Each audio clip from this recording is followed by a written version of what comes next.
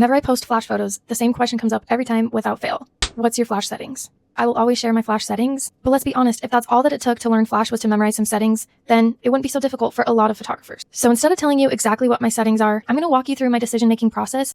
One thing that I feel like isn't talked about enough is not only using flash for those typical flash moments, but also using flash for moments when you're wanting a more even look to your photo and maybe the lighting isn't ideal. Or my goal with shooting this photo was to get a more even look across all the different tiers of stairs. I wanted the back to be well lit up and the front to not be overexposed. There was a door behind me that we had opened up to let in a little bit more natural light, but it was pretty uneven. So because we were already shooting indoors, I kept my ISO at 400 and I wanted to compensate, especially for the back row, with flash. So direct flash wouldn't have worked in this situation because it would have been way too harsh on the front and lost light as you went along.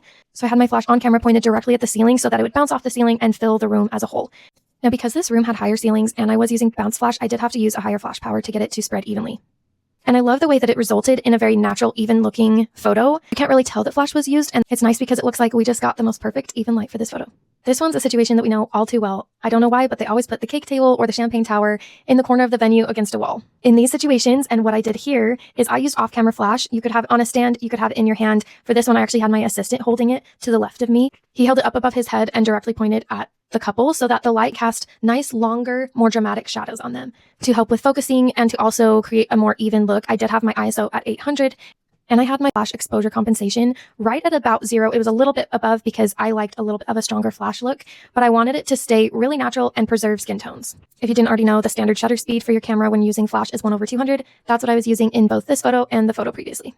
For a lot of my party hype dancing photos, I like to have a little bit of a lower ISO to keep the background more dark. I don't want to be able to see everything that's going on in the entire frame, but you also want your camera to be able to focus in order for your flash to fire. So for this photo, I was at ISO 400, shutter speed was still 1/200, and I was using on-camera flash pointed directly at my subject. And because I wasn't super far from my subject, I had lowered my flash exposure compensation a little bit so that I wouldn't overexpose the highlights. The last one is this first dance moment. Stunning, stunning, stunning. I love working with cold sparks because I think it adds so much dimension with flash photos. You can have such a gorgeous background. And if you know how to balance the background and the flash evenly, they don't have to compete.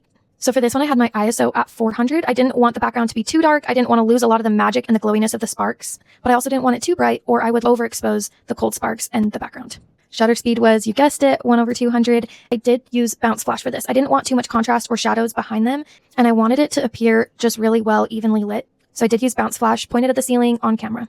To compensate, I had raised my exposure compensation up a couple stops to make sure that my flash power was high enough to bounce and fall evenly on my subject. If you found this video helpful, let me know in the comments what kinds of wedding day scenarios you'd like me to break down for you next.